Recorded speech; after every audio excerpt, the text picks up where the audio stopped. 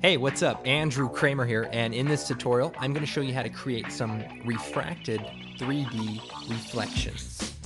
Basically, here's some 3D reflections based on the previous tutorial of 3D reflections. And it looks nice, and here's an example of what we're going to be creating.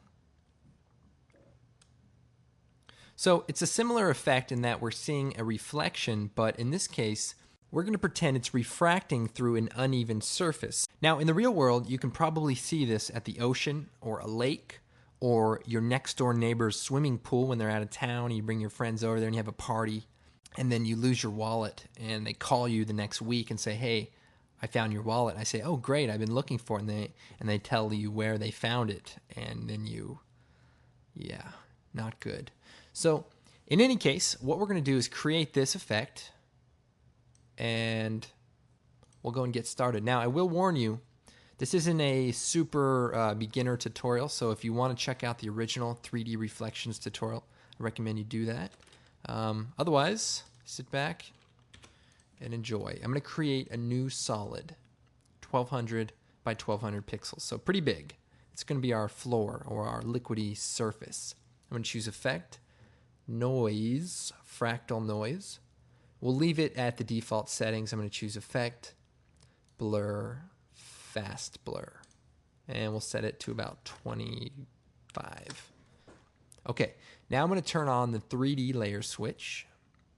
Perfect. And we're going to rotate the layer and then move it down so that it's a floor. So then I'm going to create a new camera. And we'll go ahead and use the 35mm preset. Choose OK. Then I'm going to take our image of our desert and drag it out to the comp.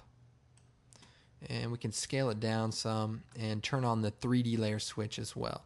Now, we want the floor to match right up with the bottom so that when we orbit around, it's kind of sitting there. Then I'm going to shut the background layer off and duplicate the desert image and then rotate it upside down and then move it down. And we want it to line up just right there. And let's go ahead and order these so that the top layer, the source image, and the reflection are sort of in order. Then I'm going to take the parent pick whip and select the source image so that if I move the source image around, it follows also. We turn our background layer on. Now, the problem is our reflection isn't seen. So in the previous tutorial, we found the solution was to create an adjustment layer and put it beneath the reflection and the background layer. And that basically allows it to render out of order. And if we take the opacity of the reflection layer and turn it down some, we can sort of see what we're after. Now to the refraction layer. I'm going to create a new adjustment layer, and I'm going to choose Effect, Distort, Displacement Map. Now this is the key to the refraction. Basically what this does is offset pixels based on the luminance of your map. So your map is a layer you designate, and in this case the source image. And based on the brightness from light to dark, it will basically offset those pixels. So you can see it does some pretty wild stuff. So what I want to do is use this displacement map to create the refraction look on the floor. And to do that, we want the displacement map to be the background layer or this sort of, fractally looking floor. But the only problem is the adjustment layer can only look at a layer if it's pre-composed. So all of the effects I've added to it don't even get seen by the displacement map until I pre-compose it. So if I take the background layer, choose Layer, Pre-compose, and move all the attributes into the new comp and choose OK. Okay, so the problem now is that layer no longer is being registered by our comp's camera. So if we turn on the collapse transformation for this comp, it'll re-render it based on the position as it sits inside of this pre-comp. So basically, we get everything we want. We get it as a single layer, but we also get the ability to adjust it in 3D space. So if I take my adjustment layer now, change the displacement map to the background layer, and offset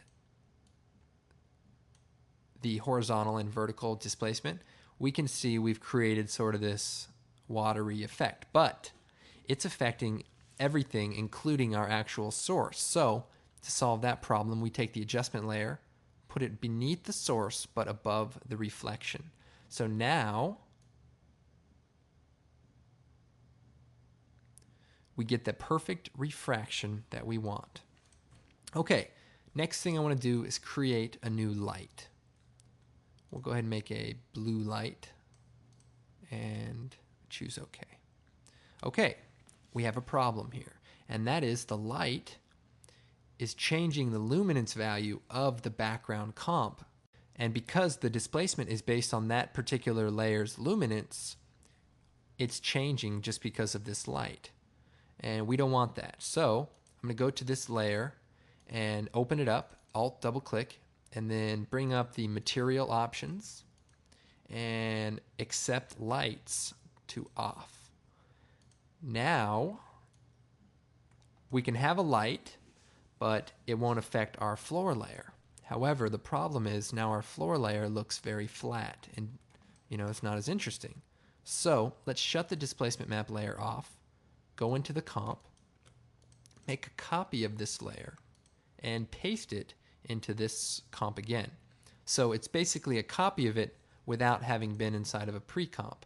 But we need to go and then change the material options to accept lights on. And now this layer is not the one being referenced by our displacement map. Instead, it's the actual pre-comp, which is off. So that's what we want. Call this displace. Sorry if I'm a bit rushed. Got a lot of things to do. I'm celebrating my 1-year wedding anniversary on Sunday, so got to get a lot of stuff done. So, okay, so we've created the floor. Now we're looking really good. So we can go and play with this a little bit. We can take the background layer, bring the opacity down some,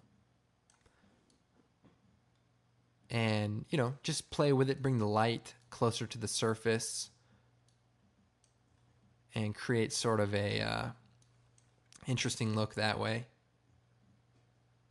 Now, one final thing you can do is with the reflection layer, you can choose Effect, Linear Wipe, and set it to about 50%, 180 for the wipe angle, and then increase the feather amount so it's kind of falls off down towards the floor. And now we can animate the position and the anchor point of the camera and just kind of create a quick little camera move. So there you have it. 3D refraction and reflections for that matter. And the cool thing about this is the displacement map is working on a layer that is in fact 3D. So you get a dynamic floor displacement no matter where the camera is. So as the camera moves, the displacement changes, causing an animated looking refraction, sort of like a glossy surface. So that's it for today. I will see you guys next time. This is Andrew Kramer with videocopilot.net. Check us out every day, if not twice a day.